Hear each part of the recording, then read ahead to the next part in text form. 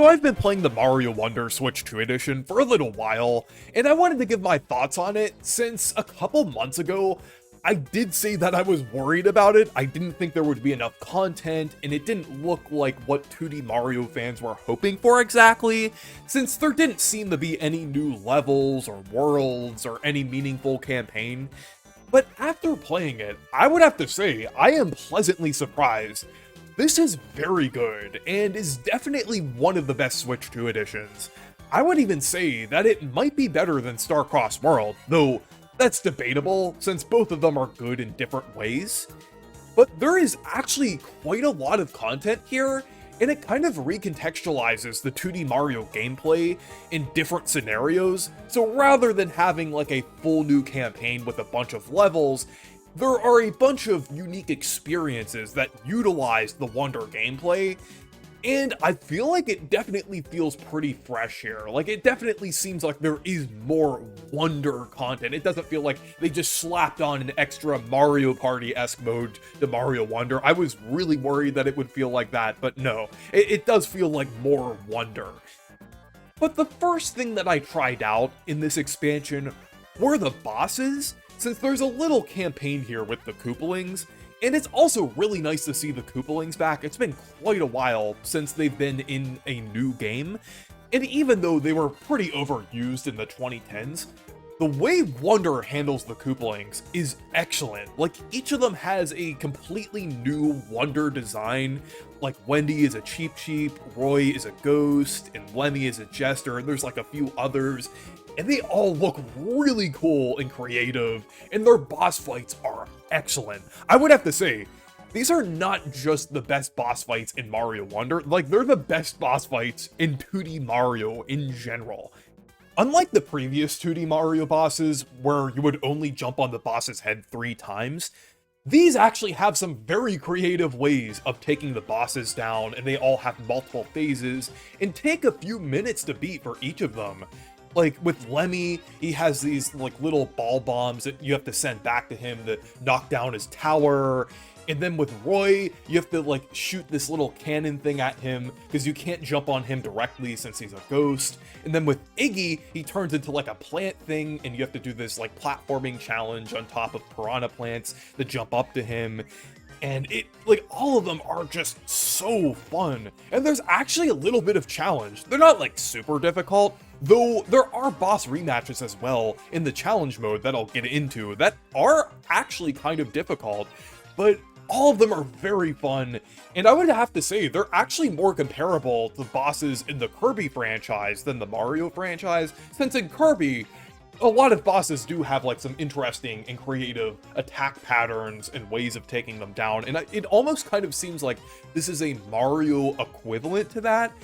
And it really makes me hopeful for the future of 2D Mario, since they could definitely experiment more with like more interesting bosses like this, but this was definitely a great taste of what they could do with bosses in the 2D Mario formula. This was just definitely a breath of fresh air for 2D Mario. Like, all of these were really fun, and it was also a great way to kind of bring back the Koopalings. And another thing is that some of these bosses were designed around a new flower power-up with the Super Flower Pot. This power-up is pretty fun to use, since you could actually shoot projectiles vertically, which is unlike most Mario power-ups we've had before, and you could also do like a little bit of a glide as well. So it is definitely fun to use, and I think it's definitely a good addition to this expansion.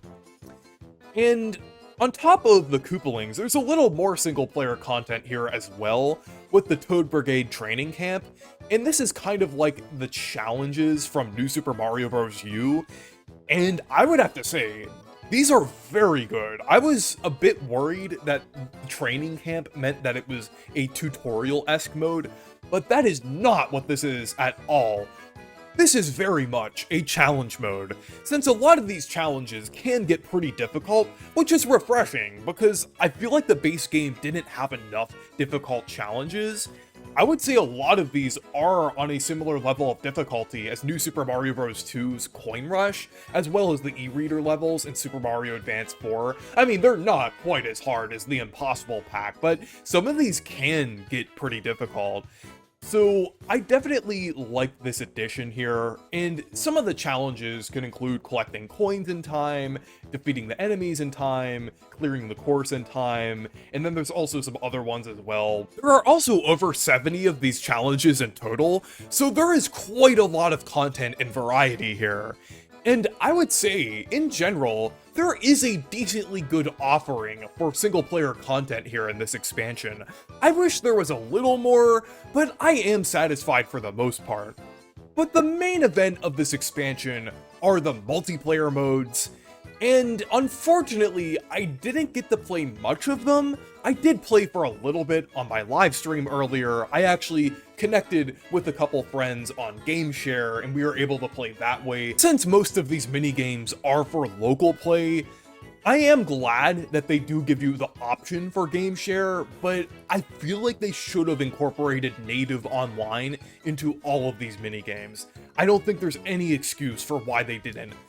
But the first minigame that we played was Baby Yoshi's Feeding Time, and this one was pretty fun. You basically get a baby Yoshi, and whoever gets the most Yoshi fruit and has the fattest Yoshi wins. And it's pretty funny how they kind of indirectly referenced Super Mario RPG with like the baby fat big Yoshi from that game, since the fat baby Yoshis look very similar to how they do in Super Mario RPG, so it's definitely pretty funny that they kind of incorporated that there, but that was definitely pretty fun. We also played Phanto Tag, which was also pretty fun. It's basically like a Mario equivalent to Prop Hunt, and they also brought Phanto back from Super Mario Bros. 2, which is pretty cool. But basically, one player gets the Phanto Mask, and the other players disguise themselves as different elements in the stage, like talking flowers, clouds, coins, various things. And once you get caught, the Phanto Mask gets transferred to you, and then you have to try to find someone else. It's very fun overall, and I definitely enjoyed it. And for each of these mini games, there are different stages, so there's definitely a decent bit of variety here. So I definitely enjoyed the little bit that I've played of the multiplayer modes here. And then I wanted to talk about the other content here as well, since Rosalina was added as a playable character. Even though she doesn't have any special abilities because of the badges, it is cool seeing her as a playable character in this game. And there's also a little thing where you could decorate the plaza in Bellabelle Park, and it's a cute little addition. It gives you some incentive to play the mini games as well as the challenges, since you get Bellabelle water from each of them, and then you use that water to plant flowers, and then you could use flowers to like decorate. It's a fun little thing, and you could also use amiibo figures to decorate as well, like each of them kind of adds an emblem. Like, you could use basically any Mario franchise amiibo. Like, my Modern Color 8-bit Mario from the 30th anniversary actually worked. So now it's, like, so retro. So it's pretty cool that they added that little thing there. And you could also get extra items with the Bellabelle water as well when you plant the flowers. Like, you can get double badges, which allows you to use the effects of 2 badges at once, which is really cool. And there's also like a little band of poplins as well. I'm glad that one of them plays my instrument, the tuba. So a lot of nice little additions here. Things that they didn't really have to do that feel like fun little extra content. But anyways, I am really enjoying this Switch 2 edition so far. It's definitely one of the best, and it feels more necessary than I thought it was. Like, it definitely makes Mario Wonder feel more definitive now, and there's quite a lot of content to offer here for the $20 that this expansion is, and it also looks very nice in 4K as well. But anyways, let me know what you think down in the comments, and thank you guys for watching this video. Make sure to leave a like and subscribe for more, and make sure to check out my Discord server and Blue Sky if you want to. Stay perky!